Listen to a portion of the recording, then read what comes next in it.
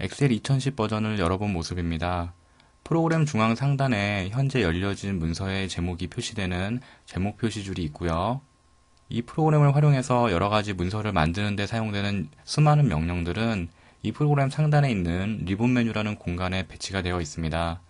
리본 메뉴는 여러 가지 탭으로 구성이 되어 있고 하나의 탭에는 또 여러 가지의 그룹이 조성이 되어 있습니다. 또 그 그룹의 성격에 맞는 여러 가지 아이콘들이 배치가 되어 있는데요. 이러한 기본적인 명령들 말고 파일을 열고 닫고 인쇄하는 기본적인 명령들은 이 파일 탭에 배치가 다 되어 있습니다. 이를 통해서 최근에 사용한 항목이라든지 인쇄 관련 명령들을 바로 적용할 수가 있고요. 원래 작업 화면으로 돌아가는 것은 파일 탭이 아닌 다른 탭을 선택해서 수행할 수가 있습니다. 굉장히 자주 쓰는 명령이 있다면 이런 식으로 탭을 선택하고 관련 명령을 찾는 것이 비효율적일 수 있습니다.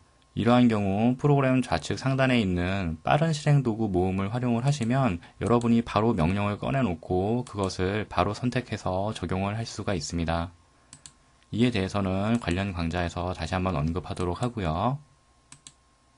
이 프로그램 구성에서 가장 많은 면적을 차지하는 것이 바로 워크시트라고 부르는 작업 영역인데요.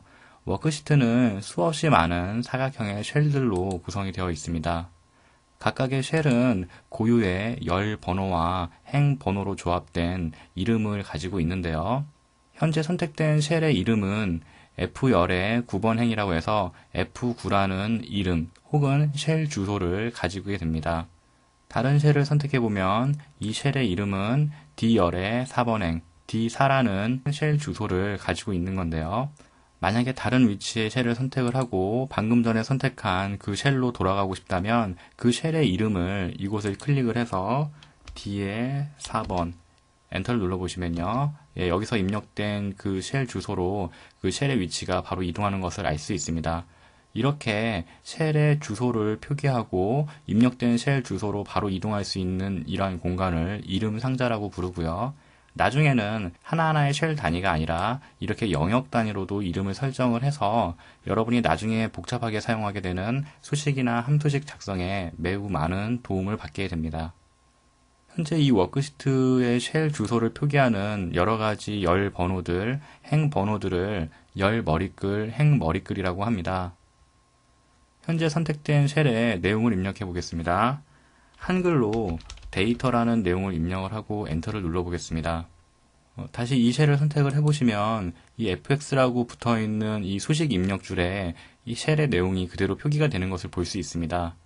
이 쉘의 데이터를 수정하는 방식은 이곳을 더블 클릭해서 커서가 여기 배치가 되면 내용을 추가하거나 삭제하거나 하실 수가 있습니다. 엔터를 눌러보시면 이렇게 데이터 2번이라는 내용으로 입력이 된 것을 볼 수 있고요. 다시 이곳을 선택을 해서 이번에는 이곳에서 숫자를 몇 개 더 추가를 해보겠습니다.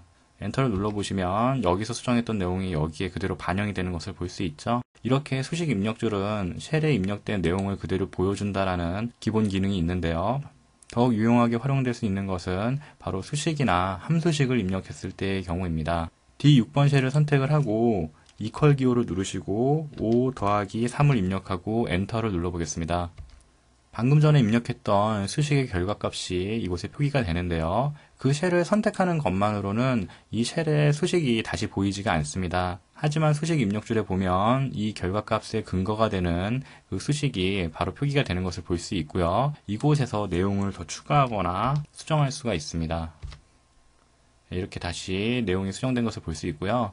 여기에서 내용을 수정할 수도 있는데요. 그것은 역시 더블 클릭을 해서 수식을 다시 불러올 수 있고요. 여기 있는 기호를 바꾼다거나 해서 원하는 내용으로 변경이 가능합니다.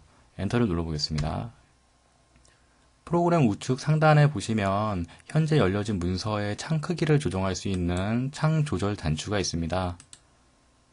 이것을 다시 크게 하고 여기 있는 X 버튼을 누르시게 되면 현재 열려진 통합문서 1이라는 파일이 닫히게 되는 거죠. 창 조절 단추는 이곳뿐만 아니라 위쪽에도 있는데요. 아래쪽에 있는 창 조절 단추가 현재 열려진 문서 기준으로 적용할 수 있는 단추들이라면 위쪽에 있는 창 조절 단추들은 이 프로그램 전반에 걸쳐서 적용할 수 있는 그러한 내용입니다. 그렇기 때문에 여기에 있는 X 버튼을 누르게 되면 이 프로그램 자체가 종료가 되겠죠. 이곳을 선택을 해보시면 기본적으로 쉘에 입력된 데이터를 꾸미거나 변경하는 것은 이곳에 있는 명령이나 혹은 빠른 실행 도구 모음에 있는 명령들을 적용해서 변경이 가능한데요. 마우스 오른 버튼을 누르시면 보다 자주 쓰는 명령들이 오른 버튼 메뉴들로 정리가 되어 있고요.